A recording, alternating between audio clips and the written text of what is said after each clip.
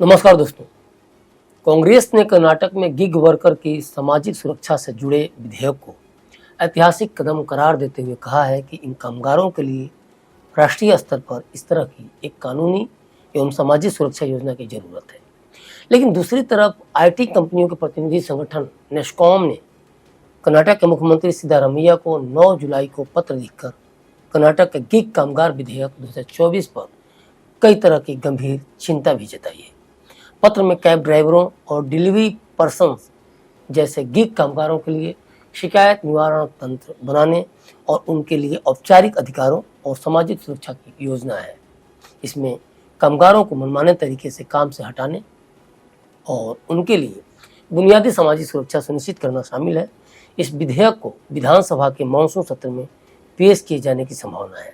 मुख्यमंत्री को लिखे पत्र में नेस्कॉम ने कहा है कि सार्थक विचार विमर्श के लिए सार्वजनिक परामर्श अवधि को 10 कार्य दिवसों से कम 45 कार्य दिवस तक बढ़ाना चाहिए। पत्र में कहा गया है कि गिग कामगार कर्मचारी नहीं बल्कि स्वतंत्र ठेकेदार के तौर पर होते हैं, क्योंकि उनके साथ नियंत्रण, प्रतिबद्धता और जवाबदेही जैसे तत्व नहीं होते। मगर विधेयक में इन बातों का ध्यान नहीं रखा गया और इसके बजाय एक धारणा बना ली गई कि गिग कामगार भी कर्मचारी की तरह हैं।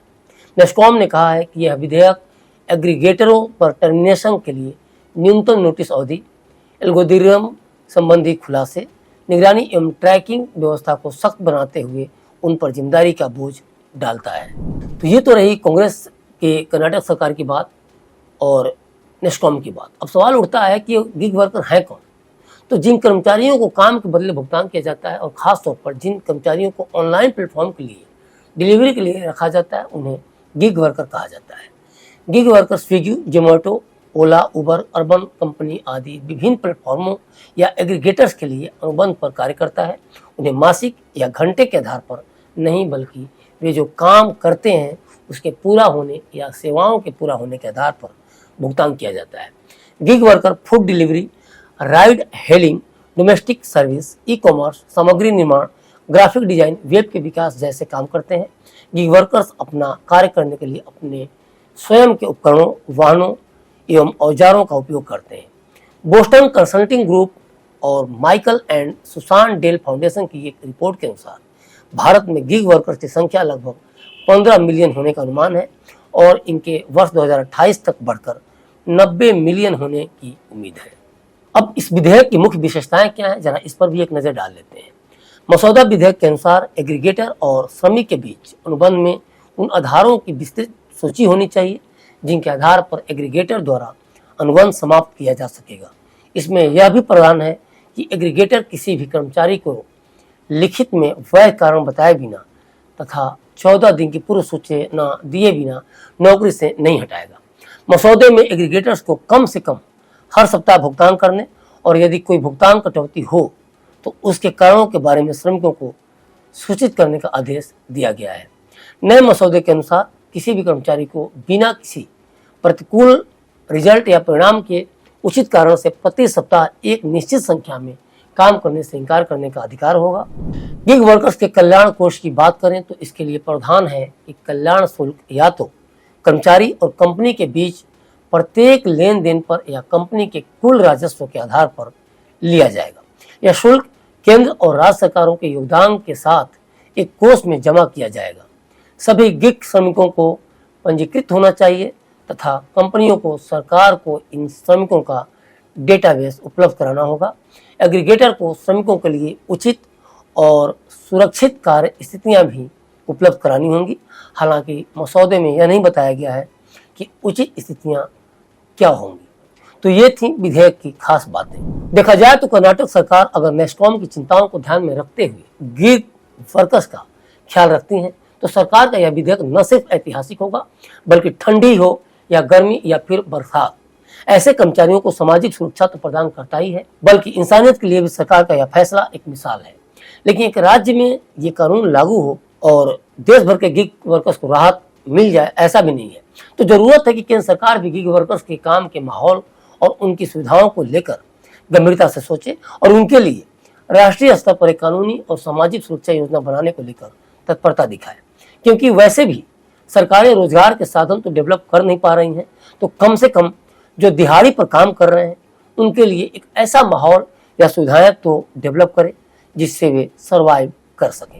एक रिपोर्ट में इस बात का दावा किया गया है कि गिग वर्क में अनारक्षित श्रेणी के केवल 16% ड्राइवर 14 घंटे से अधिक काम करते हैं। वहीं ऐसा करने वाले SC/ST ड्राइवर 60% हैं। People's association in grass roots action and movements of Indian federation of app based transport workers ने अपने अध्ययन में पाया कि ये सारी चीजें उनके विपरीत है एक तरह से देखा जाए तो। और रिपोर्ट्स कहती हैं कि लगभग 83% ऐप आधारित कैब ड्राइवर प्रतिदिन 10 घंटे से अधिक काम करते हैं, जबकि लगभग 1/3 के लिए काम के घंटे प्रतिदिन 14 घंटे से अधिक होते हैं। ये रिपोर्ट्स देश के 8 प्रमुख शहरों दिल्ली, कोलकाता, जयपुर, हैदराबाद, बेंगलुरु, मुंबई, लखनऊ और इंदौर में 5302 कैब ड्राइवरों और 5028 डिलीवरी करने वालों पर एक रिसर्च से सामने आया है। बड़ी बात यह है कि जिन लोगों ने सर्वे में भाग लिया उनमें से 43% से अधिक प्रतिभागी सभी खर्चों को काटने के बाद 500 रुपये प्रतिदिन या 15,000 रुपये महीने से कम कमाते हैं। यहाँ तक कि लगभग 34% ऐप आधारित डिलीवरी कर्मचारी प्रति माह 10,000 रुपये से भी कम कमाते हैं, जबकि 78% प्रतिदिन 10 घंटे से अधिक काम करते हैं। और ऐसा नहीं कि इतनी मेहनत के बाद भी वे काफ़ी पैसा जुटा लेते हैं या सही तरीके से जीवन यापन कर लेते हैं, बल्कि जिस तरह से उनके पास महीने के 10,000 रुपये या उसके आसपास आमदनी होती है, तो कहीं ना कहीं पहले से ही मौजूद सामाजिक असमानताओं को और ये बढ़ा ही देती हैं और इन समुदायों के भीतर गरीबी और संकट के चक्र को कायम रखती है। मतलब ये चलता रहता है और ये गरीबी में जीते रहते हैं। और यही कारण है कि हम अपने गांव या शहर में जिन गरीबों को या उनकी फैमिली को कई दशक पहले जिस रूप में देखते हैं, आज भी उनकी स्थिति लगभग वैसी ही है। देखा जाए तो सरकारों का मिजाज ऐसा है कि जॉब क्रिएशन पर कोई ध्यान नहीं है और इसीलिए जॉब सिक्योरिटी टेंशन को और अधिक बढ़ा देती है। और ऐसी परिस्थितियों में कंपनियां श्रमिकों को इस हद तक गुलाम समझने लगती हैं कि उनकी नीतियों में ये तक होता है कि 10 मिनट या 20 मिनट के अंदर डिलीवरी जाकर दो।